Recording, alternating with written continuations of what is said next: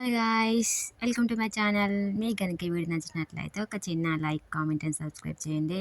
ఈరోజు నేను చేసిన రెసిపీ కొత్తదేం కాదండి, అందరికి తెలిసిన రెసిపీనే. మనం పాతకాలం నుంచి మన అమ్మమ్మలు, ముత్తమ్మలు అందరు చేసిందే. కానీ నేను మాత్రం వీడియో చూపిస్తున్నా అంతే. యాక్చువల్గా ఎల్లిపాయ కారం అండి. ఎల్లిపాయ అయితే నేనైతే ఫస్ట్ అయితే మాకైతే చిన్న రోల్ ఉంది. ఇంకా మామూలుగా అట్లాంటిది లేదు, నాకు స్టీల్ రోల్ అనేది నాకు పెళ్ళిలో ఇచ్చారు మా అమ్మ వాళ్ళు.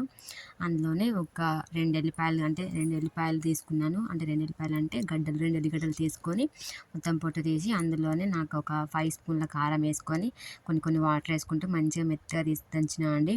ఇది మనకి ఎప్పుడైనా జ్వరం వచ్చిందనుకోండి, అసలు ఏం తినబుద్ధి కాదు కదండి, జలుబు అయినా దగ్గొచ్చినా అలాంటి టైంలో ఇలాంటి ఎల్లిపాయ కారం వేడి వేడి అన్నం వేసుకొని తింటే గొంతు మొత్తం సాఫ్ అయిపోతుందండి. మామూలుగా ఎవరికైనా హెల్త్ బాగాలేకపోయినా కూడా అప్పుడప్పుడు ఇట్లా కూరలు తినబుద్ధి కాదన్నప్పుడు కూడా ఇవే చేసి పెడతారు కదండి. ఎక్కువ ఎల్లిపాయ కారం అయితే ఇంకా బాలింతలు అంటారు కదండి, పిల్లలు పుట్టినప్పుడు వాళ్ళకైతే ఎక్కువ ఎల్లిపాయ కారమే పెడతారు. ఇంకా వాళ్ళకి పత్యం అలా ఉండాలని చెప్పి అసలు టేస్ట్ మాత్రం ఇలా నెయ్యి వేసుకొని తింటే టేస్ట్ మాత్రం అదిరిపోతుందండి. సూపర్ టేస్ట్ ఉంటుంది.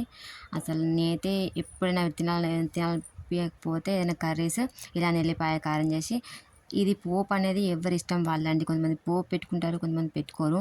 నేనైతే పోపు పెడుతున్నా, కొంచెం పోపు పెడితే టేస్ట్ బాగా వస్తుందని అందులోనే మామూలుగా ఆవాలు, జీలకర్ర, కొంచెం కరివేపాకు వేసేసి ఆయిల్ మాత్రం ఒక 2-3 స్పూన్లు ఎక్కువ వేసుకోవాలండి. కొంచెం ఆయిల్ ఎక్కువ ఉంటే తినాలనిపిస్తుంది. కానీ మామూలుగా ఇట్లా దగ్గు అలాంటి ఉన్న వాళ్ళు మాత్రం ఇట్లా అన్నీ స్కిప్ చేసి జస్ట్ ఎల్లిపాయ కానీ దంచి తింటేనే మంచిదండి. ఇట్లా నూనెతో మనం పోపు పెట్టుకోకూడదు, డైరెక్ట్ తింటేనే మంచిది.